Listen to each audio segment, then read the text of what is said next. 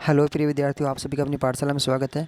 कक्षा 6 और 7 में गणित विषय की जो कार्य पुस्तिका है उसके अंतर्गत कार्यपत्रक 1 और 2 को पहले हल कर चुके हैं। इस कार्यपत्रक में कार्यपत्रक 3 को हल करेंगे। इस कार्यपत्रक में भिन्न की अवधारणा की समझ विकसित कर पाना। इस कार्यपत्रक को यदि हम ध्यान से पढ़ेंगे तो भिन्न के बारे में जानकारी प्राप्त कर पाएंगे। मेरा एक ही निवेदन है आपसे कि आप एक बार वीडियो को पूरा सुन लीजिए, ध्यान से देख लीजिए, उसके बाद में पेंसिल से या पेन से आप आराम से लिख लीजिए, ताकि आपको 5 मिनट का टाइम लगेगा मुश्किल से, और ये पूरा कार्यपत्रक आराम से समझ में आ जाएगा। तो यही निवेदन है कि आप पूरा एक बार सुनें, उसके बाद में ही लिखें। 5 मिनट दोबारा रिपीट करके लिख लीजिए और आसानी समझ में आ जाएगा। क्वेश्चन नंबर 1, इसमें रिक्त स्थानों की पूर्ति कीजिए। तो रिक्त स्थानों की पूर्ति कीजिए। अब आपने को एक वृत्ताकार आकृति में एक चित्र दिख रहा है, गोल, बिल्कुल वृत्त के आकार का, एकदम गोल रोटी के जैसा चित्र दिख रहा है, और इसके 4 बराबर के टुकड़े किए हुए हैं। ये चित्र को देखने 4 बराबर के टुकड़े किए हुए हैं। इन टुकड़ों में से एक टुकड़े में रंग भरा हुआ है, अपने को दिख रहा है, अर्थात छायांकित भाग बोल सकते हैं, इसमें रंग भरा हुआ है।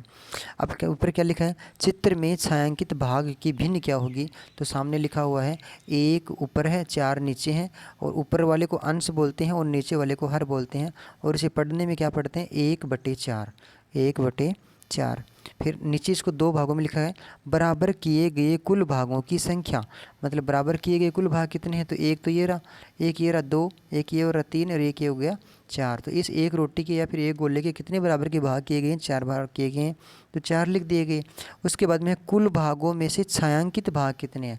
कुल भाग तो 4 थे, उनमें से छाया कितने में भरी हुई है? तो छाया 1 में भरी हुई है इसमें, तो सामने क्या लिख दिया? छाया 1 में भरी हुई है। भिन्न किसे कहते हैं? अब नीचे है भिन्न किसे कहते हैं। तो छायांकित भागों की संख्या, अर्थात छायांकित भागों की संख्या तो लिखनी है ऊपर, और बट्टे, फिर ये बट्टे का चिन्ह लगाना, और कुल भागों की संख्या नीचे लगानी। जैसे छायांकित भाग हो गया 1, और फिर बट्टे का चिन्ह लगा हुआ ऐसे, और फिर कुल भाग कितने हैं? 4 हैं, तो 4 को नीचे लिख दिया। इस प्रकार भिन्न बन गई 1/4, जो कि यहाँ पे पहले लिख दी थी 1/4। फिर आगे है कुछ अभ्यास प्रश्न है इसी में से।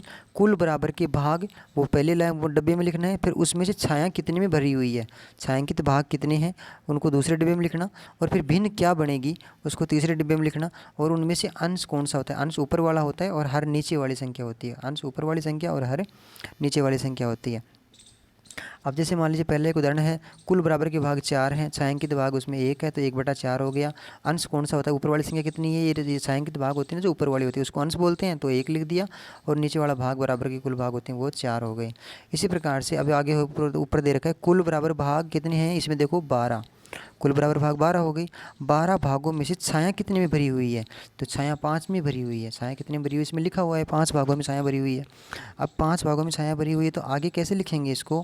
भिन्न बना करके, यानी 5 कुल लिए गए भाग तो हैं 5, और कुल भाग हैं 12, तो 5 को तो ऊपर लिखा और 12 को नीचे लिखा। पढ़ेंगे इसको ऐसे कि 5/12। अब आगे है अंश कौन सा इनमें? तो ऊपर वाली संख्या अंश होती है, तो ऊपर क्या है? इसमें ऊपर 5 दे रखा है, तो 5 को अंश की जगह लिख दिया। और हर कौन सा है? हर इसमें नीचे दे दिया। तो ये कुल भाग होते हैं जो उनको हर बोलते हैं, तो ये नीचे 12 हो गए, तो 12 हो गए इसके हर के रूप में। नेक्स्ट इसमें संख्या है, यहाँ पे देखनी है कुल बराबर, ऊपर पढ़ लिखा हुआ है कुल बराबर भाग कितने हैं? इसमें 8 हैं, 8 हैं। और उनमें से छाया कितने में भर दी? छाया भर दी 6 भागों में, छाया भर दी 6 भागों में। तो कैसे लिखेंगे इसको? छायांकित भाग को तो ऊपर लिखते हैं, यहाँ पे सूत्र में पहले इधर दे भी रखा है, इसमें फॉर्मूले में छायांकित भाग को ऊपर लिखा है, छायांकित भागों की संख्या, और नीचे कुल भागों की संख्या। तो छायांकित कितने भाग हैं? 6 भाग हैं, तो 6 को ऊपर लिख दिया, और कुल भाग कितने? 8 हैं, तो 6/8 लिख दिया इसको। अब इसमें देखते हैं अंश कितने हैं। अंश हैं ये 6, और हर कितने? हर हैं ये 8। इसी प्रकार से आगे देखिए, यहाँ पे दे रखा है ये 3/5, और इसके दोनों साइड में खाली जगह दे रखी है। तो अब इसको देख करके ही अपने को आगे बढ़ना है, तो आप देखने का प्रयास कीजिए। 3/5 लिखा हो तो ऊपर वाली संख्या क्या कहलाती है? अंश कहलाती है। ऊपर वाली संख्या अंश कहलाती है, तो ऊपर क्या है? 3 है, तो अंश वाले डिब्बे में तो 3 लिख दिया। और नीचे वाली संख्या क्या कहलाती है? हर कहलाती है। तो हर वाले डिब्बे में ये लास्ट वाला डब्बा हर का था, तो इसमें 5 लिख दिए। ये तो इधर इधर की एंट्री तो हो गई पूरी। अब यहाँ पे कौन सा है? यहाँ पे डिब्बा था कि छायांकित भाग है, तो छायांकित भाग लिए गए भाग ही तो होते हैं। तो कितने भाग हैं छायांकित भाग? तो यहाँ पे ऊपर छायांकित भाग ऊपर लिख रहे थे 3 है, 3 लिख दिया। और कुल बराबर के भाग कितने हैं? तो कुल बराबर के भाग यहाँ पे नीचे दे रखे हैं 5, तो 3/5 के रूप में, तो यहाँ पे 5 एंट्री कर दिया। इसी प्रकार से 5/7 है, तो 5/7 को कैसे करेंगे? यानी कि इसमें अंश का भाग है 5 है, तो 5 लिख दिया, और हर का भाग है 7, तो इधर 7 लिख दिया। अब इनमें से छायांकित भाग कितने हैं? तो अंश को ही तो छायांकित भाग कहते हैं, तो ये अंश वाले 5 हो गए, और कुल बराबर के भाग 7 थे, तो 7 की जगह में लिख दिया। इसी प्रकार से आप इन दो को देख के पहचानेंगे 3 और 8 को। तो यहाँ पे जो आ रहा है ये क्या है, ये कुल बराबर के भाग हैं। तो कुल बराबर के भाग कितने हैं, ये रो हर के रूप में है, तो ये कुल बराबर के भाग हो गए 8। इसी प्रकार से ये क्या है, ये अंश है, क्या है ये अंश है, तो अंश वाली जगह पे लिख दिया इस प्रकार से। और भिन्न बनेगी तो क्या बनेगी, ये ऊपर आएगा ये नीचे आएगा, तो 3/8 के रूप में ये भिन्न बनकर तैयार हो गई है। इसी प्रकार से यहाँ पे देखेंगे 7, तो 7 क्या है यहाँ पे, ये छायांकित भाग है या अंश, अंश है ये तो, और अंश तो ऊपर आता है तो ऊपर लिख दिया 7, और ये क्या है नीचे हर, तो हर तो नीचे आता है तो हर को नीचे लिख दिया, तो भिन्न क्या बन गई 7/10 बन गई, 7/10 बन गई। अब इसमें से छायांकित भाग कितने, जो ऊपर वाला अंश वाला होता है वही तो छायांकित भाग होता है, तो 7 लिख दिया। और इसी प्रकार से 10 क्या है इसमें, कुल बराबर के भाग। इस प्रकार से अपने को ये भिन्न की समझ में आई होगी। अगर थोड़ा भी हो तो भी कन्फ्यूज रहता है समझने में, तो आप कानों में ईयरफोन लगा करके सुने, जिससे आपका ध्यान भंग नहीं होगा, बार बार डिस्टर्ब नहीं होंगे और आप आसानी से समझ पाएंगे इसको।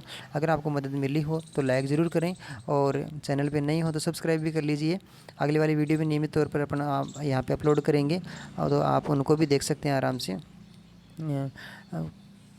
अगली वाली वीडियो में फिर मिलेंगे, तब तक के लिए बहुत बहुत धन्यवाद, शुक्रिया।